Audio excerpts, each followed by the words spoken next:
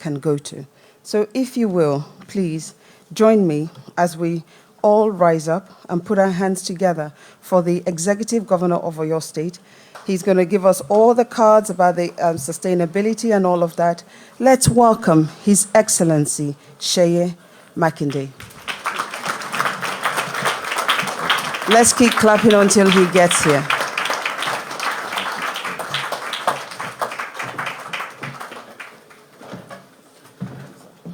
Thank you. Please, let's take our seats, please.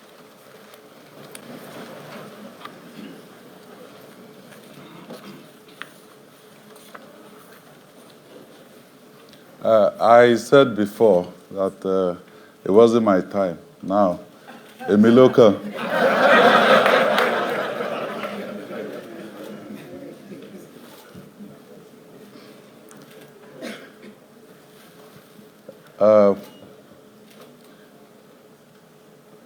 Let me start on the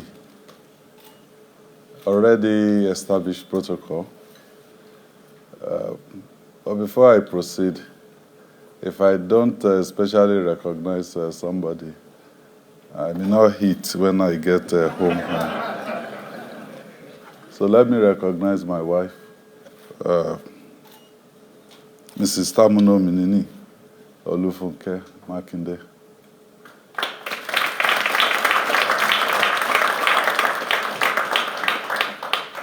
Also, His Excellency, the Ambassador of Nigeria to the UK, Ambassador Ishola. Thank you so much for being with us. And my friends and brothers, the MD of First Bank and the MD of Wema Bank, KBSs, distinguished ladies and gentlemen,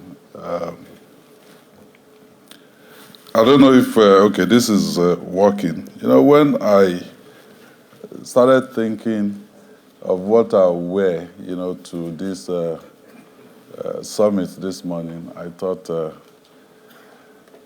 was the last time I went out, you know, to pitch to investors? And how many investors, you know, was I able to convince? And I remember this tie. You know, they put it in the last time I wore it, I was able to take some investors back to Oyo State. So I have the famous tie.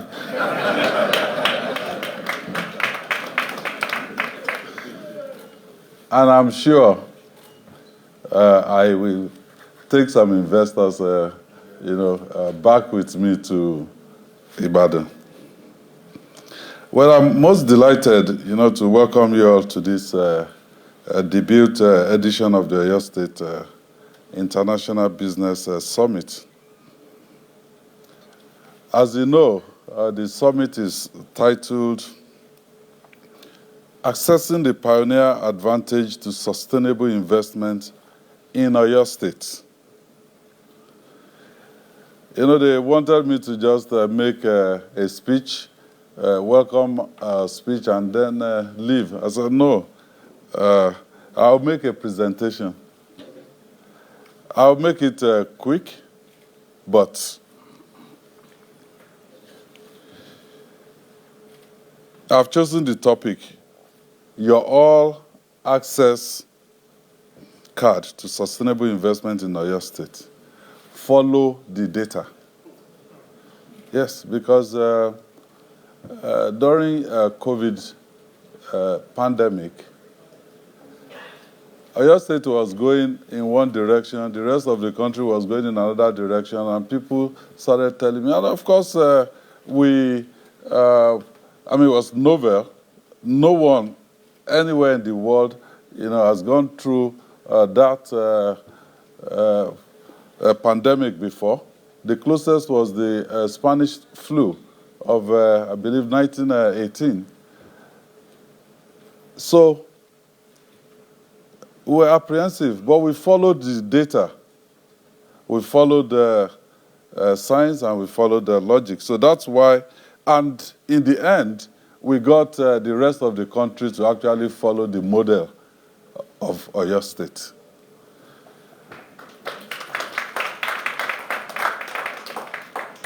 So it's the same thing that I'm trying to put forward this morning. You know, present the data, and then you can be comfortable that, look, if you come around and invest in Oyo State, you won't go wrong. So, but before I delve into, the topic, let me use this opportunity to say thank you to everyone who has taken the time, to come for this event. Your being here is, sorry, I need to also recognize the Right Honorable Speaker. He came in after I sat down, so he's duly recognized. So your being here is evidence of your interest in working with us in Oyo State. But I give you the assurance that you will not be disappointed. We have prepared a program that will provide you with all you need to make an informed decision about investing in Oyo State.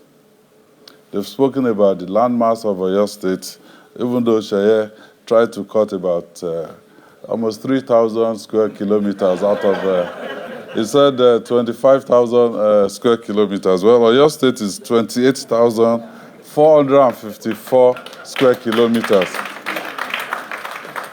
And you may think 3,000 is not significant, but Lagos itself, the entire Lagos State is just 3,000 square kilometers. So it's like cutting Lagos out of, the size of Lagos out of Oyo State. Well, to also put it in perspective, we're in London. Oyo State, in perspective, is about 18 times the size of London. So, they're also talking about, our population. And one interesting thing, I think it was the DG of Dawn Commission, he said we have a population of about 8 million. Well, yeah, maybe. But I think we're probably more than 8 million because I see a lot of people when I go everywhere in Oyo State. But the census will settle that. But most interesting is that 60% of Oyo State population, they are between the ages of 16 and 54. Well, I'm not within that 60%. I'm 61% and above because I'm 55 now. But the Honorable Speaker is in his 30s.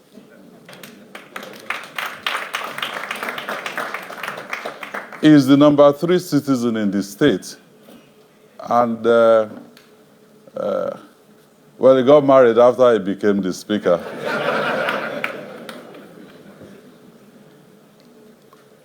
So, you don't need to go far. It's a demonstration that people in their 20s and 30s, they are contributing to Oyo State. Demographically speaking, the data shows that Oyo State is a ready investment market.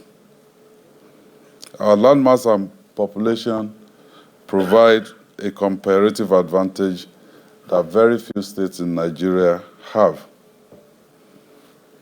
But what puts us ahead is the economic data. I will share this with you just now, but before I share that data also, let me provide a little bit of context.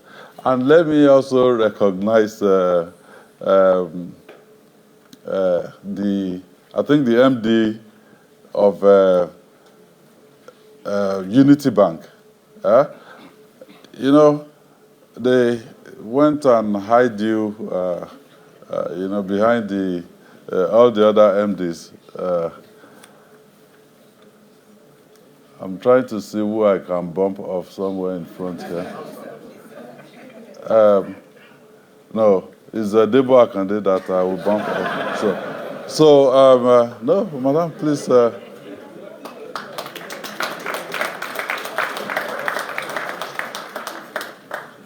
Well, you should know why I'm being nice to MDs of banks. They hold the money. So.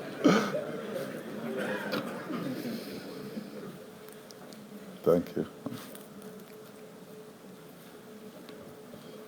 So in 2018, the World Bank published one of its last annual Ease of Doing Business reports, for subnational in Nigeria. In that report, they focused on 4 key indicators. These are starting a business, dealing with construction permits, registering property, and enforcing contracts.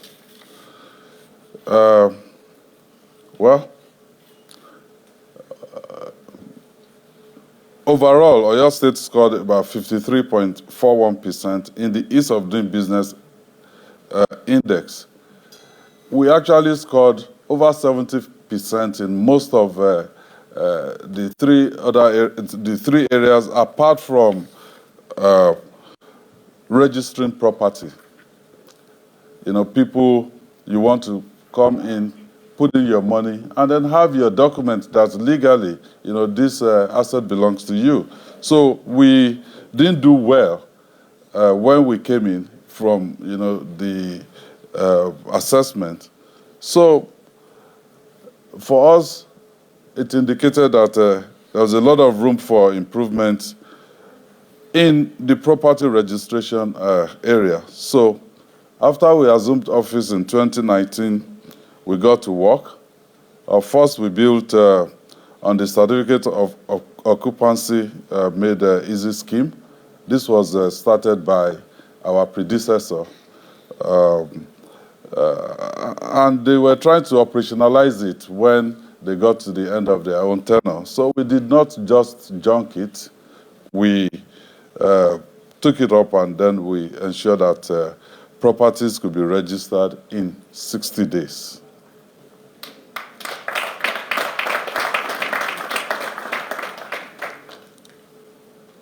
Well, because we wanted to get the attention of the people, we renamed it. We called it C of O Redefined, and we also pulled in commercial entities into the mix. So we were able to get the attention of the business community by that singular act. But we did not stop there. We also looked at other indicators that will attract big businesses to Oyo State.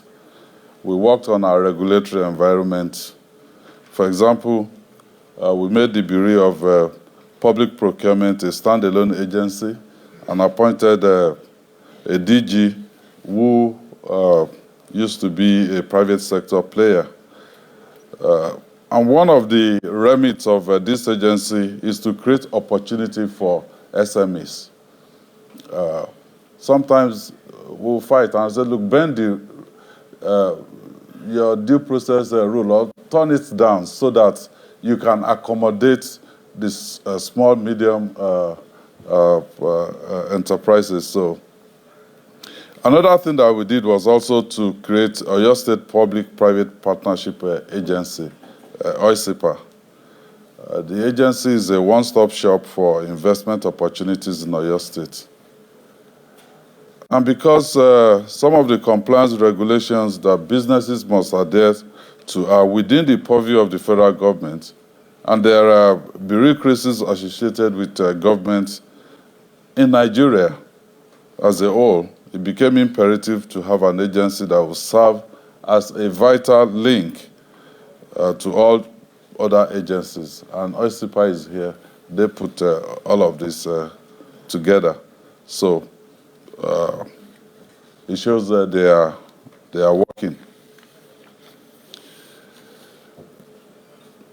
Also, we try to reflect our economy as well. And a major indicator is that Oyo State in Nigeria, these past 4 years, we have been the most stable in terms of a labor relationship. We did not have one single strike for 4 years. Well, coming here this morning, I thought I read that the doctors decided to go on strike, but I can give you the assurance as soon as I get back to Ibadan on Monday, we'll call them, and on my honor, they will go back to work.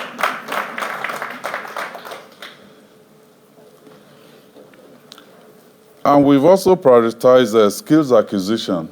They mentioned all these research institutes, University of Ibadan.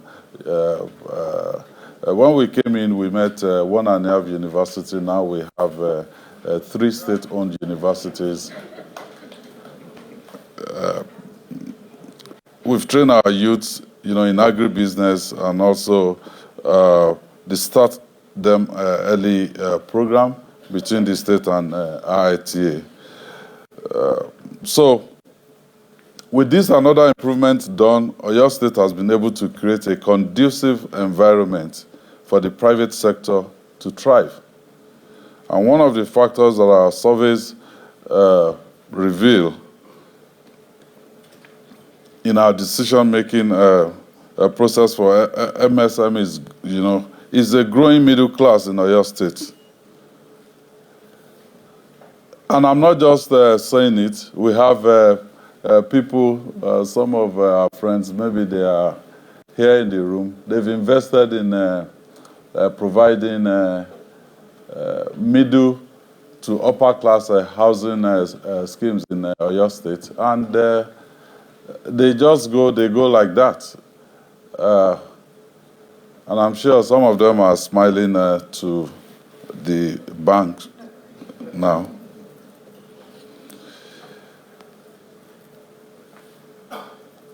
We've also done something unique in Oyo State. We've ensured that about 8% of our working population who are government workers, they've received their salaries regularly and consistently in the last 4 years, which means an injection of about 12 billion into the economy every 4 weeks. Every 4 weeks, we have 12 billion into the Oyo State economy. So through all our efforts these past 4 years, we have been able to better our economic standing among Nigerian states. It is on record that Oyo State is now one of the top 5 economies in Nigeria. We now have a GDP of about $8.67 billion in 2022, which represents a growth of about 50% in 4 years.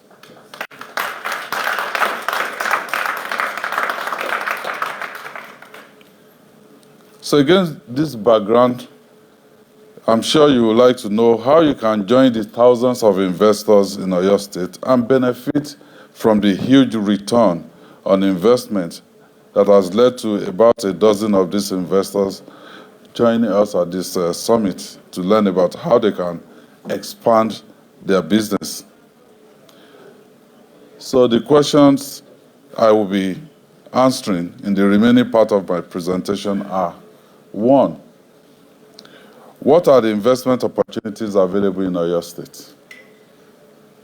2, how can you, as an investor, benefit from these opportunities?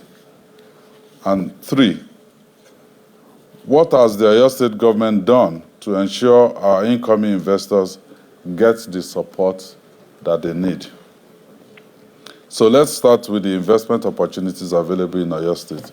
It's been mentioned you have agribusiness, solid minerals, sustainable energy, and tourism. So I'd like to talk about some infrastructure projects that are available to investors also. But mentioned so many things about agribusiness, what we've done, uh, those farm estates. I know some of the people in this room, they've invested in Fashola farm estate. As a matter of fact, Fashola is 100% fully subscribed at this stage. So we'll start work soon on Akufo, Erua, and Ilora farm settlements, to convert them to agribusiness industrial hubs. So if you're an investor here and looking to develop one of our 9 farm settlements in Oyo State, please talk to us. We should be able to work out a public-private and development partnership. And it doesn't take us so long, to sign an agreement and get things going. And this partnership involves building infrastructure that will make those areas more business viable. And as a government, we will put all the sweetener, that you need. For instance, Oyo to Seyi, the road about 34.8 kilometers passes through Fashola agribusiness hub. And it's a federal road, but we took it upon ourselves because that road is a road that strikes at the heart of our economic development. And we approached the federal government and asked them to let us fix the road. And they said, well, you can fix it, but we will not refund the money to you. And I said, well, that's fine. It's not federal people that will be passing through this road. There will be local people, and building our own economy.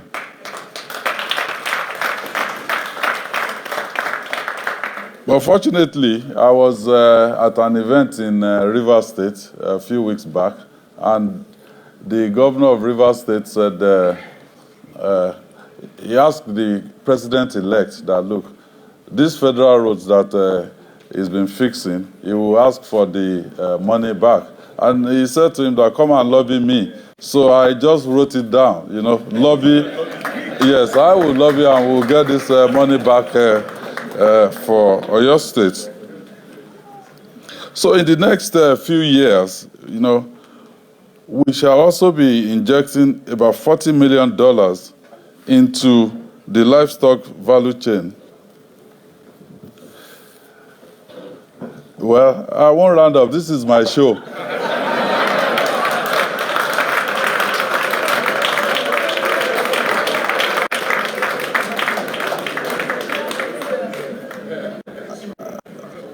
If the investors are not connected with me, who is going to invest in Oyo State? Well, there's a World Bank assisted livestock productivity and resilience support project that they have allocated about $40 million to Oyo State. This project is live, and it's a very big opportunity, for investors to come in and partner with us, because you will get all the infrastructural support required for livestock production. Well, solid minerals, they've spoken about it. Oyo State is, apart from all the other things they've mentioned, one that is so important to me is the fact that Oyo State is a major lithium belt. I've seen pictures where artisanal miners were just using shovel to dig up lithium, and they've tested what we got in there. When the rest of the world is looking for lithium at 40% purity, we've seen 70% purity, of our lithium in Oyo State. But I don't just want people to come in and mine the lithium and then take it somewhere. I want investors that want to come in, add value, employ our people, refine it, and then if we can get finished product out, the better for us.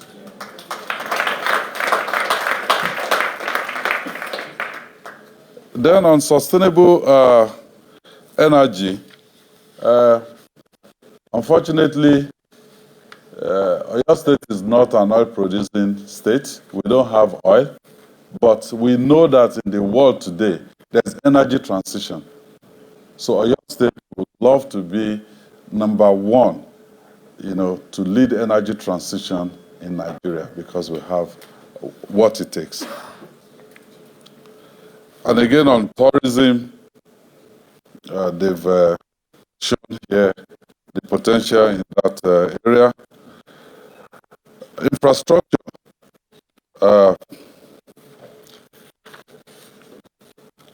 I want to bring before you, the investors here, that we have a huge opportunity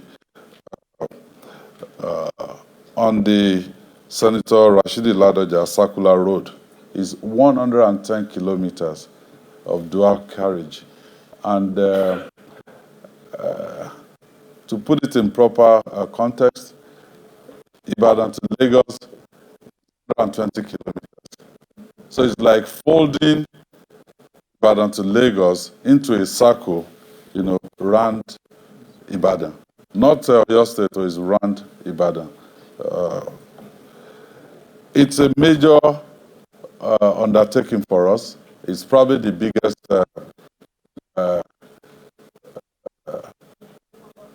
infrastructure project ever undertaken by Oyo State.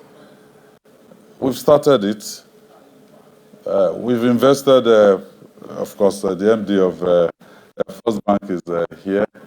We worked together to get a DCRR. We've invested maybe 35 billion on that road right now. We have the first section, which is 32 kilometers. Once we've been able to break the back of that, and I want to do that within 12 months of this second tenure.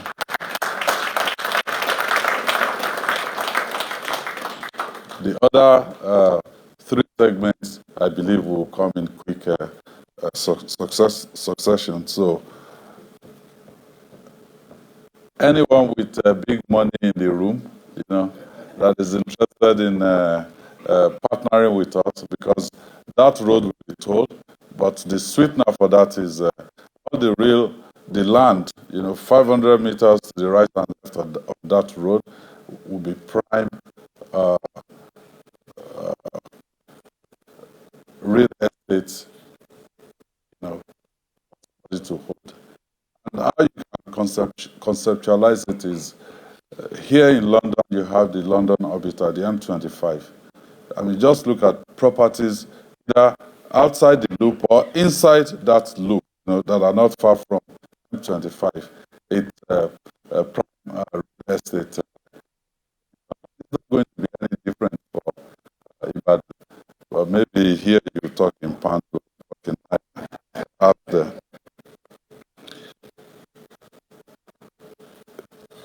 Also, we have the International Gemstone Market at Makinde.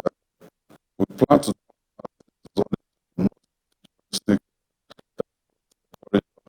of the city of Ibadan. So within this radius, remember we also have the proposed inland the railway corridor. Well, finally, do you already have ideas on how to collaborate with us? That we're not shy and we're bullish about what we want to achieve. We've done quite a bit in. I remember also these past 4 years, apart from me coming into government with no experience, I was never a councillor or a commissioner or anything. This happens to be my first public service job. So it took me quite some time, about 6 to 8 months, feeling myself around, trying to develop confidence in the people working with me, the people I met. And just as I was about warming myself into the job, COVID hit. So uh, effectively, I've been able to only do this the way I really did for 2 years. But this next 4 years, I can do it from midnight of May 29, 2023.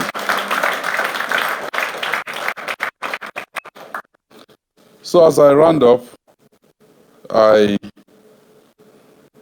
want to remind you why we're here today. I know some people, they came here just as a way to get away from their places of work, and also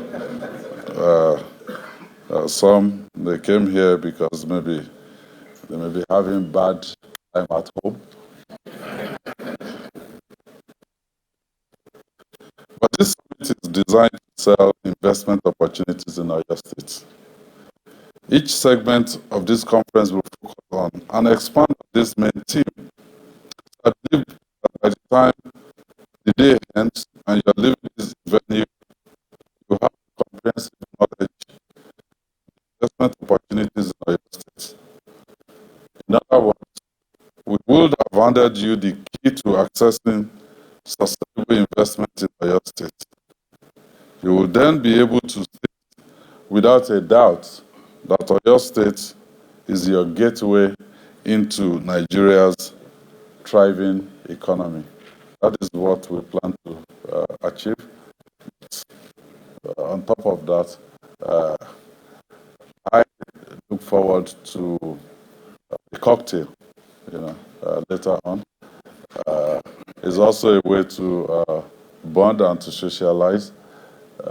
They said the cocktail will start at 5. Well, I didn't want us to spend this time and then from here we go straight to a cocktail. So I've asked the organizers that they should move the cocktail to 7 so that we can, if you like, you can go and relax for 2 hours or thereabout and then have a change of clothes. I will be wearing suit to come to the cocktail because I really would like to stay down and be able to mix with potential investors. And I like to do it in a non-threatening version, with the suit, you think I'm also a colleague to Professor Yellow, talking legal and all of that. So on that note, I want to say thank you and God bless you.